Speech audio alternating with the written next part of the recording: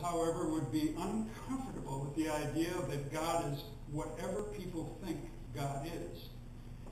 We believe that God is revealed through Jesus the Messiah. God is neither a teddy bear, nor is God a Supreme Court justice who is going to get us when we show up for judgment.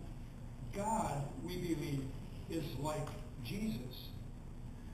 The writer of our second lesson for today, the letter of the Hebrews, spells out our understanding of God and God's relationship to us.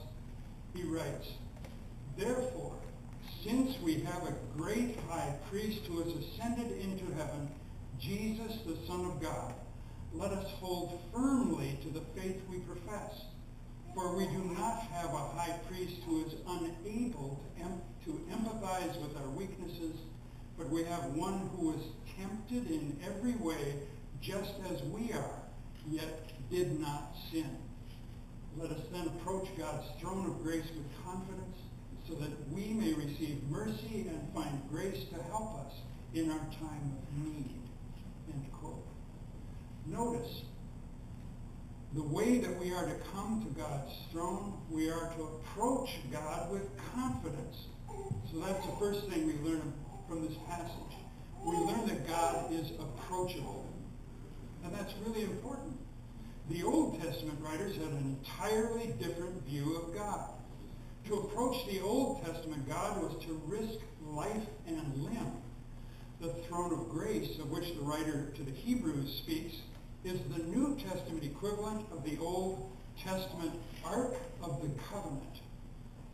In the book of Numbers, you may remember, when the Ark was captured by the Philistines, numerous people, including some who merely looked at the Ark, were killed by its power. Similarly, even some of the priests of the tribe of Aaron who served in the temple were warned that viewing the Ark would result in their immediate death. In 1 Chronicles 13, we read that the Ark of the Covenant was so holy that only the high priest was to approach it, and he was to do so with fear and trembling. For any transgression against the Ark would have fatal consequences, even for the high priest. Since the Ark was representative of God, you can see how the idea that God was unapproachable was the accepted idea. But this is not so with the throne of grace. Our high priest, Jesus the Messiah, has already interceded on our behalf. And because he has, we can approach the throne of grace confidently and boldly. Jesus has made us sons and daughters of the Most High. And through our baptism into Christ, we have received all that Jesus has accomplished. Now, you don't approach, especially you high school kids, you don't approach your parents with fear and trembling, do you?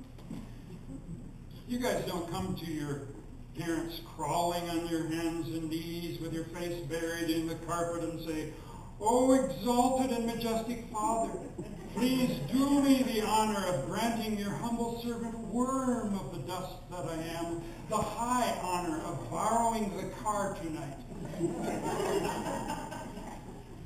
You don't approach your dad like that, do you? Well, maybe some of you do. Some of us may have grown up with a very strict father.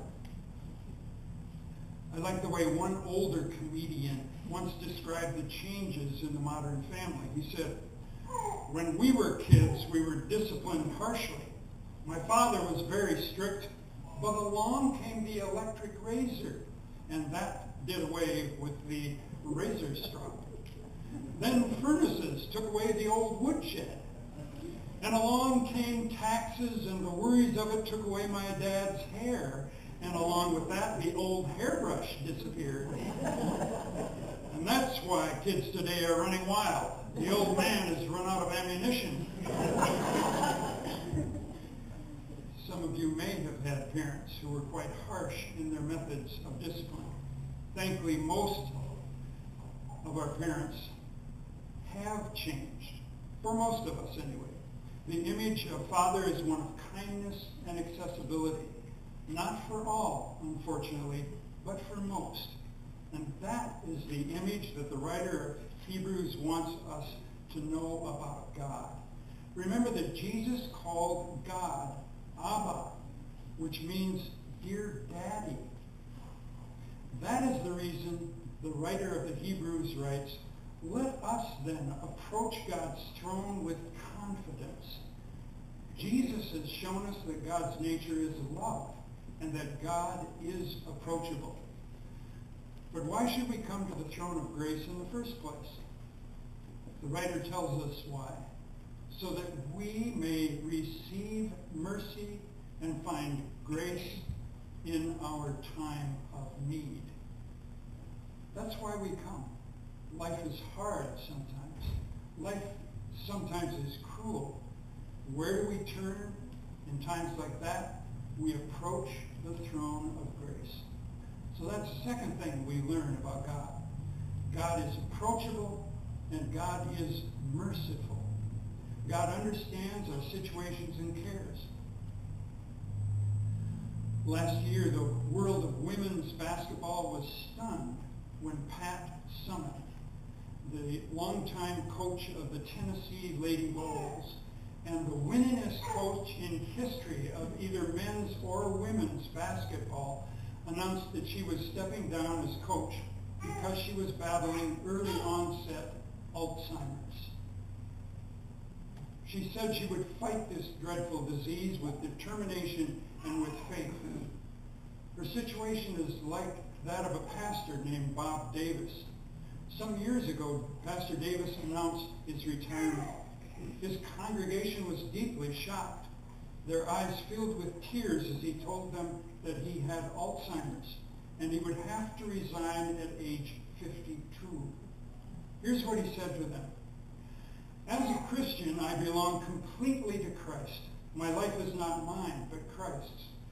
Today, my ministry draws to a close, and I can say with Paul, I have finished the race, I have kept the faith. Now I stand at the finish line in victory, because God has set the distance I was to run, and I am finished at 52. Pray for Betty, my wife, he said, as I turn guardianship over to her. I will not suffer nearly as much as she will.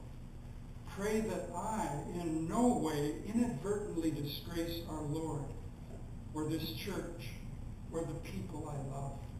Finally, when I get to that stage where my mind is gone, pray that the Lord will take me home quickly. The glory of being with Christ makes me gasp with joy. Somebody asked him, Pastor, what about miracles? Pastor Davis said, I am like Paul, whose thorn in the flesh God did not remove, and I don't expect God will remove my Alzheimer's thorn. But I have made up my mind to find joy in my weakness, because that means a deeper experience of the power of Christ. What an amazing testimony of faith by this devoted pastor. Why do we come to the throne of grace? Usually it is so that we may receive mercy and find grace to help us in our time of need. And that's why we bring our children to holy baptism. It is what Christ teaches us about God's nature and character. God is approachable.